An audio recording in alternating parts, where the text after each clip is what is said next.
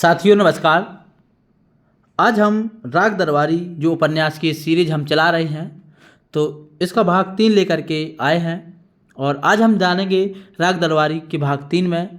निश्चित ही आप पिछले 3 पार्ट सुन चुके होंगे और स्टोरी आपके दिमाग में बस चुकी होगी किस तरीके से शहर से जो है रंगनाथ शिवपालगंज आता है, उधर के थाने की क्या स्टोरी है, उधर का माहौल क्या है, शिवपालगंज पहुंचता है, वहां पर जो छंगामल कॉलेज है वहां के टीचर्स कैसे हैं, वहां की बिल्डिंग को कैसे विस्तार दिया जाए, ये सारी चीज़ें आप समरी के तौर पे सुन चुके हैं। इसके आगे अब क्या होता है इस पार्ट में हम चर्चा करेंगे। तो स्टार्ट करते हैं राग दरबारी का पार्ट 3।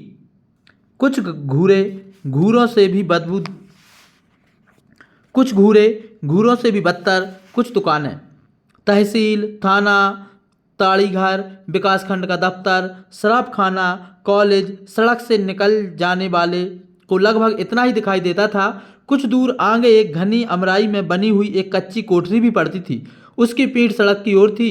उसका दरवाज़ा, जिसमें किवाड़ नहीं थे, जंगल की ओर था। बरसात के दिनों में हल बाहे पेड़ों के नीचे से हटकर इस कोठरी में जुआ खेलते, बाकी दिनों वह खाली पड़ी रहती। जब वह खाली रहती तब भी लोग उसे खाली नहीं रहने देते और नारीगण मौका देखकर उसका मनपसंद इस्तेमाल करते थे। शिवपालगंज में इस कोठरी के लिए जो नाम दिया गया था वह हेनरी मिलर को भी चौंका देने के लिए काफ़ी था। उसमें ठंडा पानी मिलाकर कॉलेज के एक मास्टर ने उसका नाम प्रेम भवन रख दिया था। घूरों और प्रेम भवन के बीच पड़ने वाली सड़क के इस हिस्से को शिवपालगंज का किनारा भर मिलता था। ठेठ शिवपालगंज दूसरी ओर सड़क छोड़कर था। असली शिवपालगंज वैद्य जी की बैठक में था। बैठक तक पहुंचने के लिए गलियारे में उतरना पड़ता था। उसके दोनों किनारों पर छप्पर के बेतरतीब ऊबड़ खाबड़ मकान थे। उनके बाहरी चबूतरे बढ़ा लिए गए थे और गलियारे पर हावी थे। उन्हें देखकर इस फिलॉसफी का पता चलता था कि अपनी सीमा के आसपास जहां भी खाली जमीन मिले वहीं आंख बचाकर 2-4 हाथ जमीन घेर लेनी चाहिए। अचानक यह गलियारा एक मैदान में खो जाता था।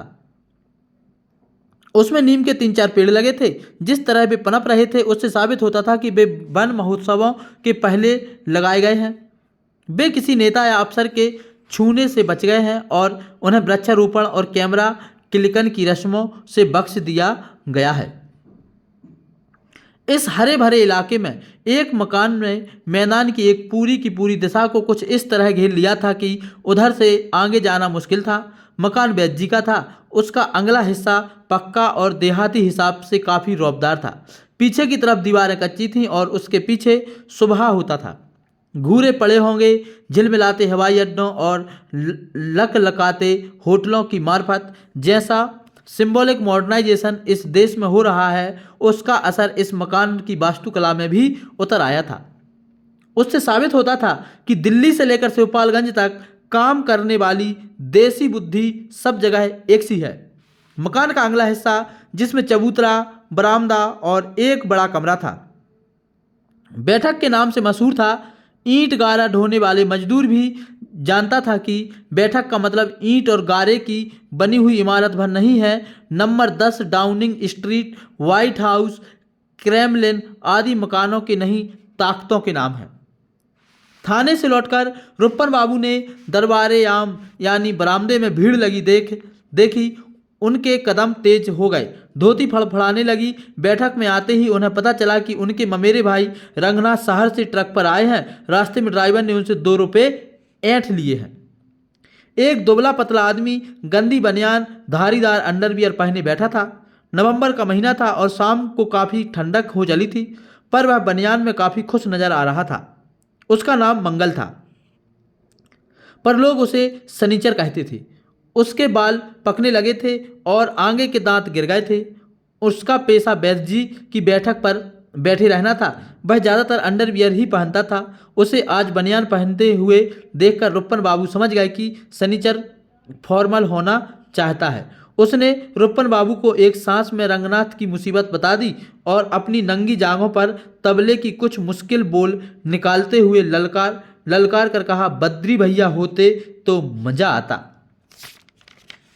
रुपन बाबू रंगनाथ से छूटते ही बोले, तुमने अच्छा ही किया रंगनाथ दादा, 2 रुपया देकर झगड़ा साफ किया। जरा सी बात पर खून खराबा करना ठीक नहीं। रंगनाथ रुपन बाबू से 1.5 साल बाद मिल रहा था। रुपन बाबू की गंभीरता को दिन भर की सबसे दिलचस्प घटना मानते हुए रंगनाथ ने कहा, मैं तो मारपीट पर उतर आया था, बाद में कुछ सोचकर रुक गया। रुपन बाबू ने मारपीट के विशेषज्ञ की हैसियत से हाथ उठाकर कहा, तुमने ठीक ही किया। ऐसे ही झगड़ों से तो स्टूडेंट कम्युनिटी बदनाम होती है। रंगनाथ ने अब उन्हें ध्यान से देखा। कंधे पर टिकी हुई धोती का छोर, ताज़ा खाया हुआ पान, बालों में पड़ा हुआ कई लीटर तेल स्थानीय गुंडागिरी के किसी भी स्टैंडर्ड से बेहोनहार लग रहे थे। रंगनाथ ने बात बदलने की कोशिश की। पूछा, बद्री दादा कहाँ हैं? दिखे नहीं। सनीचर ने अपने अंडरवियर को झाड़ना शुरू किया, जैसे कुछ चींटियों को बेदखल करना चाहता हो। साथ ही भौहें से कोड़कर बोला, मुझे भी बद्री भैया याद आ रहे हैं, बे होते तो अब तक। बद्री दादा हैं कहाँ? रंगनाथ ने उधर ध्यान न देकर रुपन बाबू से पूछा। रुपन बाबू बेरुखी से बोले, सनीचर बता तो रहा है, मुझसे पूछकर तो गए नहीं। कहीं गए हैं, बाहर गए होंगे, आ जाएंगे, कल परसों अतरसों तक आ ही जाएंगे। उनकी बात से पता चलना मुश्किल था कि बद्री उनके सगे भाई हैं और उनके साथ एक ही घर में रहते हैं। रंगनाथ ने जोर से सांस खींची। सनीचर ने फर्श पर बैठे बैठे अपनी टांगें फैला दी। जिस्म के जिस हिस्से में बाईं टांग निकली है, वहाँ उसने खाल का एक टुकड़ा चुटकी में दबा लिया। दबाते ही उसकी आंख मुंद गई और चेहरे पर तृप्ति और संतोष का प्रकाश फैल गया। धीरे धीरे चुटकी मसलते हुए उसने भेड़िए की तरह मुंह फैलाकर जमुआई ली और ऊँगती हुई आवाज में कहा, रंगनाथ भैया शहर से आए हैं, उन्हें मैं कुछ नहीं कह सकता, पर कोई किसी गंजहा से 2 रुपये तो क्या 2 कौड़ी भी ऐंठ ले तो जाने। गंजहा शब्द रंगनाथ के लिए नया नहीं था। यह तकनीकी शब्द था जिसे शिवपालगंज के रहने वाले अपने लिए सम्मान सूचक पद की तरह इस्तेमाल करते थे। आसपास के गांव में भी बहुत से शांति के पुजारी मौका पड़ने पर धीरे से कहते थे, तुम इसके मुँह ना लगो, तुम जानते नहीं हो यह साला गंजहा है। फर्श पर वही एक 14-15 साल का लड़का भी बैठा था। देखते ही लगता था वह शिक्षा प्रसार के चकमे में नहीं आया। सनीचर की बात सुनकर उसने बड़े आत्मविश्वास से कहा, शहराती लड़के बड़े सीधे होते हैं, कोई मुझसे रुपया मांगकर देखता तो। कहकर उसने हाथ को एक दायरे के भीतर हवा में घुमाना शुरू कर दिया। लगा किसी लॉरी में एक लंबा हैंडल डालकर वह उसे बड़ी मेहनत से स्टार्ट करने जा रहा है। लोग हंसने लगे, पर रुपन बाबू गंभीर बने रहे। उन्होंने रंगनाथ से पूछा, तो तुमने ड्राइवर को रुपए अपनी मर्जी से दिए थे या उसने धमका कर छीन लिए थे? रंगनाथ ने यह सवाल अनसुना कर दिया और इसके जवाब में दूसरा सवाल किया, अब तुम किस दर्जे में पढ़ते हो रुपन? उनकी शक्ल से लगा कि उन्हें यह सवाल पसंद नहीं है। वे बोले, 10th क्लास में हूं। तुम कहोगे कि उसमें तो मैं 2 साल पहले भी था, पर मुझे तो शिवपालगंज में इस क्लास से बाहर निकलने का रास्ता ही नहीं सूझ पड़ता। तुम जानते नहीं हो दादा, इस देश की शिक्षा पद्धति बिल्कुल बेकार है। बड़े बड़े नेता यही कहते हैं कि मैं उनसे सहमत हूँ, फिर कुछ इस कॉलेज का हाल नहीं जानते। लुच्चों और सोहदों का अड्डा है। मास्टर पढ़ाना लिखाना छोड़कर सिर्फ पॉलिटिक्स भिड़ाते हैं। दिन रात पिताजी की नाक में दम किए रहते हैं कि यह करो वह करो, तनख्वाह बढ़ाओ, हमारी गर्दन पर मालिश करो। यह भला कोई इम्तहान में पास हो सकता है कुछ बेशरम लड़के भी जो कभी कभी इम्तहान पास कर लेते हैं, पर उससे कमरे में अंदर वैद्य मरीजों की दवा दे रहे थे। अचानक वे वहीं से बोले, शांत रहो रुपन, इस कुव्यवस्था का अंत होने वाला है। जान पड़ा कि आकाशवाणी हो रही है, घबराओ नहीं, वसुदेव कंस का काल पैदा होने ही वाला है। रुपन बाबू शांत हो गए। रंगनाथ ने कमरे की ओर मुंह करके जोर से पूछा, मामा जी आपका इस कॉलेज से क्या ताल्लुक है? ताल्लुक? कमरे में वैद्य जी की हंसी बड़े जोर से गूंजी। तुम जानना चाहते हो कि मेरा इस कॉलेज से क्या संबंध है? रुपन, रंगनाथ की जिज्ञासा शांत करो। रुपन ने बड़े कारोबारी ढंग से कहा, पिताजी कॉलेज के मैनेजर हैं, मास्टरों को आना जाना इन्हीं के हाथ में है। रंगनाथ के चेहरे पर अपनी बात का असर पड़ते हुए उन्होंने फिर कहा, ऐसा मैनेजर पूरे मुल्क में ना मिलेगा। सीधे के लिए बिल्कुल सीधे और हरामी के लिए खानदानी हरामी। रंगनाथ ने यह सूचना चुपचाप हजम कर ली और सिर्फ कुछ कहने की गरज से बोला, और कोऑपरेटिव यूनियन के क्या हाल है मामा जी, उसके भी तो कुछ थे नहीं हैं। रुपन बाबू ने जरा तीखेपन से कहा। मैनेजिंग डायरेक्टर थे, हैं और रहेंगे। बैद जी थे, हैं और रहेंगे। अंग्रेजों के ज़माने में वे अंग्रेजों के लिए श्रद्धा दिखाते थे, देसी हुकूमत के दिनों में वे देसी हाकिमों के लिए श्रद्धा दिखाने लगे। वे देश के पुराने सेवक हैं। पिछले महायुद्ध के दिनों में जब देश को जापान से खतरा पैदा हो गया था, उन्होंने सुदूर पूर्व में लड़ने के लिए बहुत से सिपाही भर्ती कराए। अब जरूरत पड़ने पर रातों रात वे अपने राजनीतिक गुट में सैकड़ों सदस्य भी भर्ती करा देते हैं। पहले भी वे जनता की सेवा, जज की इजलास में जूरी और असेसर बनकर, दीवानी के मुकदमों में जायदादों के सुपुर्ददार होकर और गांव के जमींदारों में लंबरदार के रूप में करते थे। अब वे कोऑपरेटिव यूनियन के मैनेजिंग डायरेक्टर और कॉलेज के मैनेजर थे।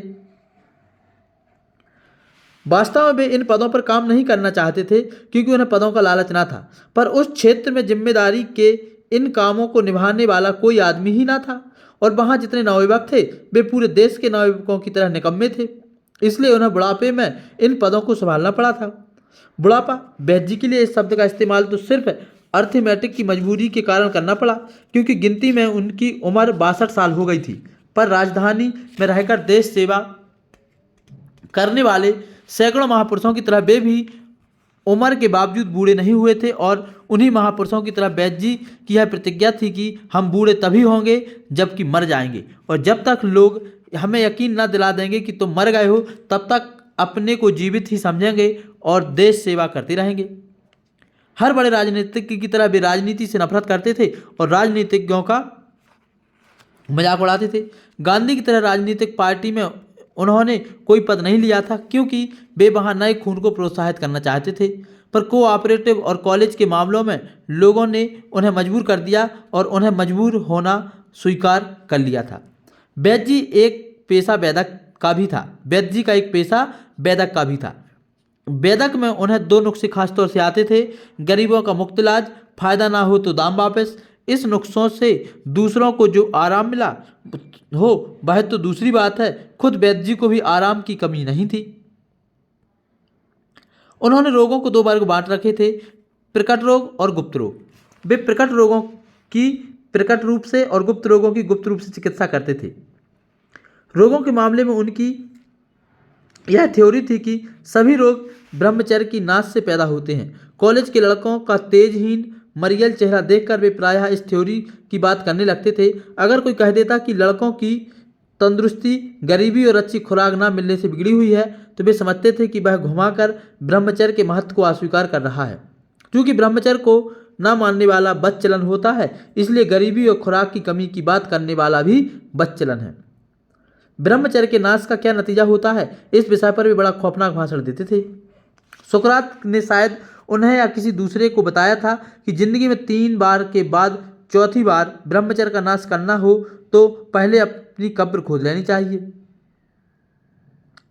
इस इंटरव्यू का हाल वे इतने सचित्र ढंग से पेश करते थे कि लगता था ब्रह्मचर्य का सुकरात उनके आज भी अवैतनिक सलाहकार हैं। उनकी राय में ब्रह्मचर्य न रखने से सबसे बड़ा हर्ज यह होता है था कि आदमी बाद में चाहने पर भी ब्रह्मचर्य का नाश करने लायक नहीं रह जाता था। संक्षेप में उनकी राय थी कि ब्रह्मचर्य का नाश कर सकने के लिए ब्रह्मचर्य का नाश ना होने देना चाहिए। उनके इन भाषणों को सुनकर कॉलेज के 3/4 लड़के अपने जीवन से निराश हो चले जाते थे, पर उन्होंने एक साथ आत्महत्या नहीं की थी, क्योंकि बैद जी के दवा खाने का एक विज्ञापन था, जीवन से निराश नवयुवकों के लिए आशा का संदेश। आशा किसी लड़की का नाम होता तब भी लड़के यह विज्ञापन पढ़कर इतने उत्साहित ना होते, पर वे जानते थे कि संदेश एक गोली की ओर से आ रहा है, जो देखने में बकरी की लेड़ी जैसी है, पर पेट में जाते ही रगों में बिजली सी दौड़ने लगती है। एक दिन उन्होंने रंगनाथ को भी ब्रह्मचर्य के लाभ समझाए। उन्होंने एक अजीब सा शरीर विज्ञान बताया, जिसके हिसाब से कई मन खाने से कुछ छटाक रस बनता है, रस से रक्त, रक्त से कुछ और इस तरह आखिर में बीर की एक बूंद बनती है। उन्होंने साबित किया कि बीर की एक बूंद बनाने में जितना खर्च होता है, उतना एक एटम बम बनाने में भी नहीं होता। रंगनाथ को जान पड़ा कि हिंदुस्तान के पास अगर कोई कीमती चीज़ है तो वो है तो बीर ही है। उन्होंने कहा कि बीर के 1000 दुश्मन हैं और सभी उसे लूटने का पर आमादा हैं। अगर कोई किसी तरकीब से अपना वीर बचा ले जाए तो समझो पूरा चरित्र बचा ले गया। उनकी बातों से लगा कि पहले हिंदुस्तान में वीर रक्षा का बड़ा जोर था और एक ओर घी दूध की तो दूसरी ओर वीर की नदियां बहती थीं। उन्होंने आखिर में एक श्लोक पढ़ा जिसका मतलब था कि वीर की एक बूंद गिरने से आदमी मर जाता है और एक बूंद उठा लेने से जिंदगी हासिल करता है। संस्कृत सुनते ही शनिचर ने हाथ जोड़कर कहा, जय भगवान की। उसने सिर जमीन पर टेक दिया और श्रद्धा के आवेग में अपना पिछला हिस्सा छत की ओर उठा लिया। वैद्य जी और भी जोश में आ गए और रंगनाथ से बोले, ब्रह्मचर्य के तेज का क्या कहना, कुछ दिन बाद शीशे में अपना मुंह देखना तब ज्ञात होगा। रंगनाथ सिर हिलाकर अंदर जाने को उठ खड़ा हुआ। अपने मामा के इस स्वभाव को वह पहले से जानता था। रुपन बाबू दरवाजे के पास खड़े थे। उन पर वैद्य जी के भाषण का कोई असर नहीं पड़ता था। उन्होंने रंगनाथ से फुसफुसाकर कहा, मुंह पर तेज लाने के लिए आजकल ब्रह्मचर्य की क्या जरूरत, वह तो क्रीम पाउडर के इस्तेमाल से भी आ जाता है।